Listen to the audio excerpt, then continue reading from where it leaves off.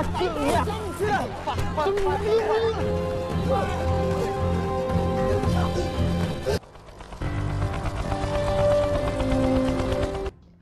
semua, apa kabar? Jumpa lagi dengan aku di Mantengin Film. Dan di video kali ini, aku mau nge-review film yang berjudul Shinjuku Incident yang dibintangi sama Jackie Chan. Di mana Jackie Chan menjadi seorang imigran gelap dan masuk ke Jepang untuk mencari sang kekasih. Sebelum lanjut ke ceritanya, jangan lupa untuk selalu dukung channel ini dengan cara like, komen, dan juga subscribe.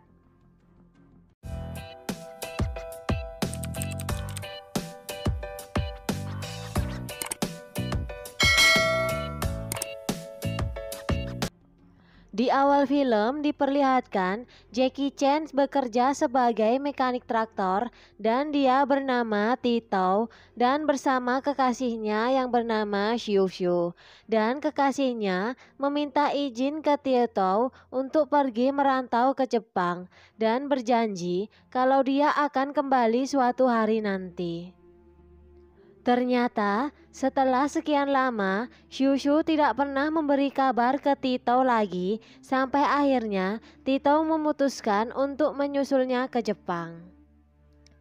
Sampai akhirnya Tito berhasil ke Jepang dengan berjalan selama 2 hari untuk menemui sahabatnya yang bernama Jie. Dan di sana Tito diperkenalkan dengan beberapa teman yang bernama Lao, Gue, Dai, dan Bibi Hao bersama putrinya yang bernama Mai.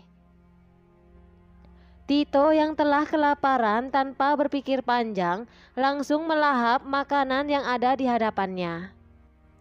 Jie mengajak Tito ke pemandian umum karena Tito yang berisik. Mereka akhirnya ditegur sama 3 orang anggota Yakuza. Jie menemui seorang kenalannya dan meminta pekerjaan yang awalnya mereka dijanjikan menjadi tukang bangunan.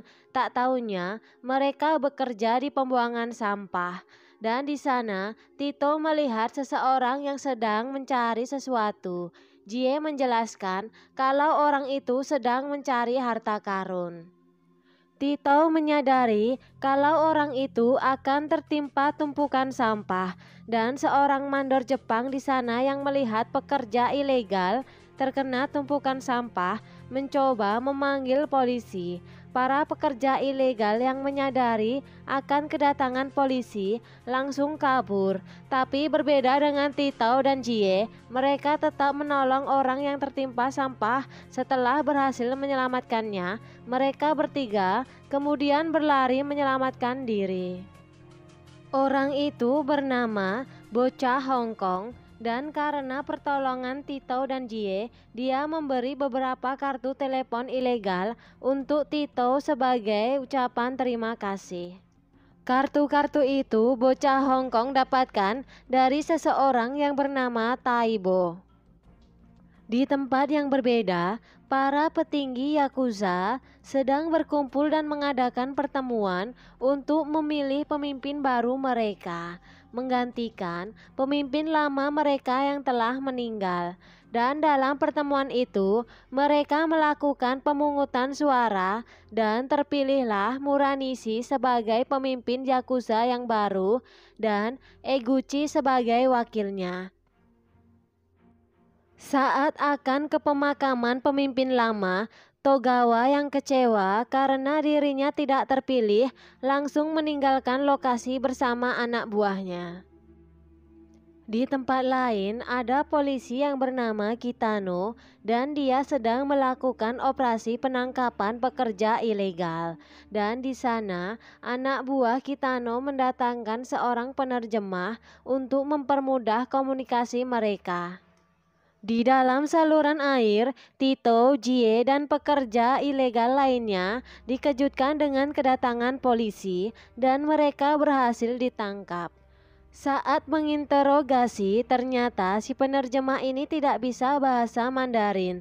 Tidak ada pilihan lain, Kitano yang bisa berbahasa Mandarin turun tangan. Saat Kitano ingin menginterogasi Tito, Senter Tito menyorot ke mukanya. Setelah Tito mematikan senternya, Kitano mulai menanyakan upah mereka. Dan ternyata mereka diupah jauh dari upah standar yang seharusnya.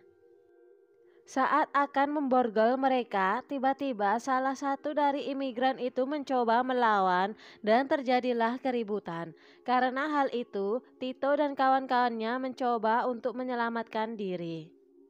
Kitano yang melihatnya tidak tinggal diam, dia mengejar Tito dan teman-temannya. Saat tengah mengejar, tidak sengaja Kitano terjatuh ke dalam air. Dia pun meminta pertolongan karena dia tidak bisa berenang. Tanpa berpikir panjang, Tito kemudian menolong Kitano. Setelah berhasil menyelamatkannya, Tito pun kemudian pergi dari tempat itu. Saat sedang berjalan-jalan dengan Jie, Tito melihat Lau sedang mencuri dan mereka menjualnya ke pasar ilegal. Tapi pemilik toko menyarankan pada mereka untuk mencuri barang-barang yang bermerek dan mahal.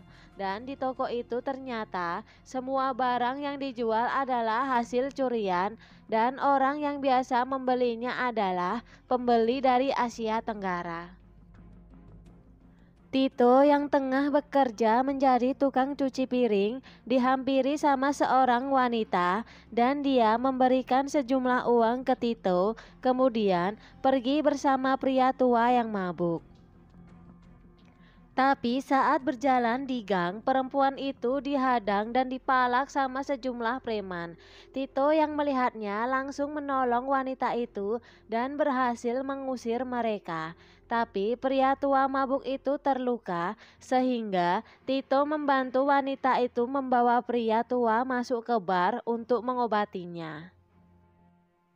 Wanita itu bernama Lily dan dia adalah pemilik bar. Sebagai ucapan terima kasih, Lily memberi Tito sejumlah uang. Tapi Tito menolaknya dan mengembalikan semua uang yang Lily berikan.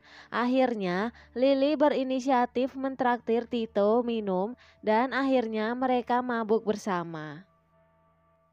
Tito dan Jie yang tengah bekerja menjadi pelayan di tempat Gao, seorang pengusaha asal Taiwan. Di sana, Gao menyambut Eguchi yang ternyata bos dari Gao. Betapa terkejutnya Tito yang melihat Xiu yang datang bersama Eguchi. Dan ternyata dia sudah menjadi istri dari bos Yakuza itu. Saat Xiu akan pergi, Tito hanya bisa melihatnya dari jauh. Xiu yang melihat keberadaan Tito hanya terdiam dan pura-pura tidak mengenalnya. Tapi ternyata Eguchi menyadari akan hal itu. Sesampainya di rumah, Eguchi menanyakan soal Tito dan Xiu mengatakan kalau Tito adalah teman sekampungnya. Ternyata Eguchi mengizinkan Xiu untuk menemui teman-temannya dari kampung kapan saja. Tito yang patah hati akhirnya memutuskan untuk minum-minum dan mengguncang Tokyo bersama Jie. Tito yang kehilangan paspor dan identitas resminya memutuskan kalau dia akan mencari uang agar kehidupannya lebih baik dan mendapatkan status legalnya walaupun dengan cara berbuat kriminal. Tapi Jie yang bernyali kecil tidak berani melakukannya. Dia hanya ingin mempunyai gerobak untuk menjual kastanya Tianjin. Esoknya, Tito ditemani bocah Hongkong dan Lau menemui Taibo untuk berbisnis. Tito meminta Taibo untuk menyediakan kartu telepon ilegal untuknya dan Tito berniat menjualnya kembali. Tito dan teman-temannya kemudian mulai mengedarkan kartu-kartu itu. Tidak sampai di situ, mereka juga menyamar menjadi turis untuk bisa mencuri barang-barang bermerek. Tito juga bekerja sama dengan teman-temannya untuk mengakali sebuah permainan agar lebih banyak mendapatkan uang. Tapi seiring berjalannya waktu, Jie yang bernyali kecil selalu melakukan kesalahan. Bahkan saat menyamar menjadi turis, dia nyaris ketahuan. Untung di sana ada Tito dan yang lainnya yang menolong Jie. Karena menyadari Jie yang tidak cocok dengan pekerjaan itu, mereka memutuskan untuk memberi kejutan ke Jie. Mereka memberikan gerobak untuk menjual kastanya seperti impian Jie. Saat menjual barang-barang hasil curian, tidak sengaja Tito bertemu dengan Lily. Karena merasa sungkan, Tito memberi Lily tas sebagai hadiah. Tidak hanya itu, Tito juga mengajak Lily untuk berkunjung ke rumahnya.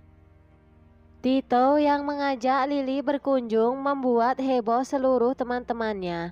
Tito kemudian mengenalkan Lily ke teman-temannya karena terlalu berisik, membuat si pemilik rumah marah dan berniat mengusir mereka. Tapi Tito menghampiri si pemilik rumah dan meminta maaf. Tidak hanya itu, Tito juga memberikan jamnya untuk si pemilik rumah. Tito meminta teman-temannya untuk belajar bahasa Jepang agar bisa berbaur, dan Lily berniat mengajari mereka secara gratis. Jie yang pulang berjualan bertemu dan mengobrol dengan teman perempuannya. Tapi Paman Tak yang melihat anaknya ngobrol dengan Jie mengajak Jie untuk masuk ke dalam. Sesampainya di dalam, Paman Tak yang bekerja sama dengan Yakuza menyuruh para Yakuza itu untuk memukuli Jie dan menyita gerobaknya karena Jie telah berani mendekati putrinya. Jie yang pulang dalam keadaan terluka bercerita kalau dia dipukuli sama Paman Tak. Tidak hanya itu, gerobak milik Jie juga diambil sama Paman Tak. Tito yang mendengarnya tidak terima dan pergi ke tempat Paman Tak untuk mengambil gerobak milik Jie kembali. Dalam perjalanan, Tito dihampiri bocah Hong Kong yang memberitahu tempat di mana Paman Tak berada. Sesampainya di sana, Tito langsung menerobos masuk tanpa menghiraukan larangan yang tidak mengizinkan orang Tionghoa masuk. Tapi dia dihentikan sama Yakuza dan Paman Tak.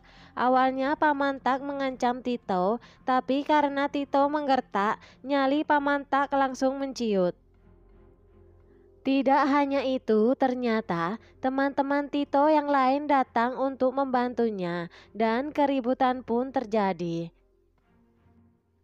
Paman Tak dan para Yakuza yang kalah jumlah, kemudian mereka pun terpojok. Tiba-tiba datang polisi ke tempat itu. Sebelum Tito pergi, dia menanyakan gerobak milik Jie dan dia bersama teman-temannya kemudian mengambil gerobak itu. Tapi tiba-tiba datang Kitano menghampiri Tito, bukan untuk menangkapnya, tapi Kitano berterima kasih telah menyelamatkan dirinya dan membantu Tito untuk kabur.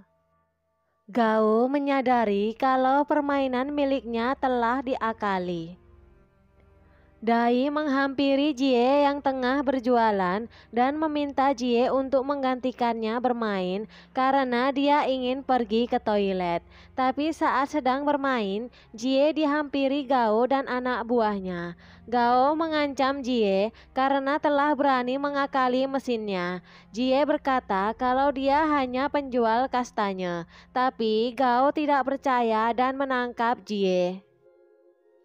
Dai yang melihat Jie tertangkap hanya bisa melihat dan tidak berani menolong Jie.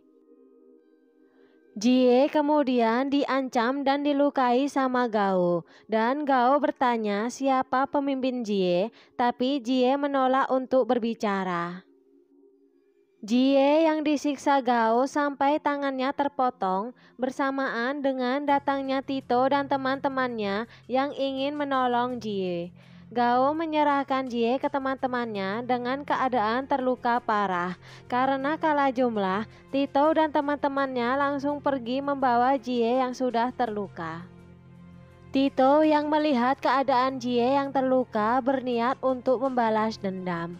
Apakah Tito berhasil membalaskan dendamnya? Kita lanjut ke part 2 ya. Jangan lupa untuk selalu dukung channel ini dengan cara like, komen, dan juga subscribe. Terima kasih.